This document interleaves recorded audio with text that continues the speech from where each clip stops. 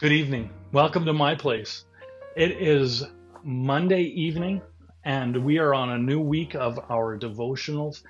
And I would like to take us back to where we had been just a while back, maybe a month ago or so. We were looking into the book of Hebrews, and we got to Hebrews chapter 4. And I would like to continue on with that. And we are going to go into Hebrews chapter 5 now. And I want to start at verses 1 to 10. Now, I'm not going to read that to you because it's a fairly long portion in regards to reading in these short 3 to 5 minutes. But I'd like to tell you that Hebrews 5, 1 to 10 is basically about the high priesthood of Christ, that God has called Christ the high priesthood after the order of Melchizedek. Now, we could go into the whole study of why it's called the order of Melchizedek. But really, all you really need to know about that is that it is something that lasts forever. Christ is the high priest forever.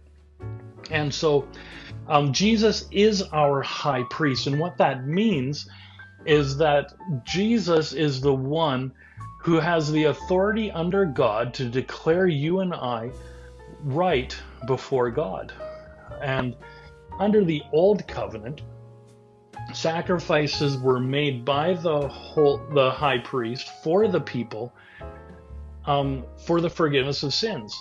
Now, when they did their sacrifices, they also had to do sacrifices for themselves because they were also human and they needed to have the forgiveness of sins as well in order to perform their duties. Now, under the new covenant, the sacrifice was made by Christ once for all. Now, he did not have to make sacrifices for himself because he was already made perfect. And so that forgiveness of sins was for us, and it was, like I said, it was made once for all.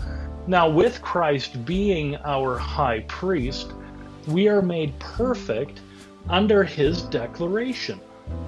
Hebrews 5:9 says that he was made perfect and he became to all those who obey him the source of eternal salvation.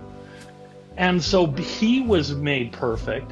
He did the suffering. He did the sacrifice for us so that we would be made right before God. And all we need to do is have faith in what he did, and then we would not have to worry after that. We don't have to perform in order to make ourselves right before God. It was done on the cross.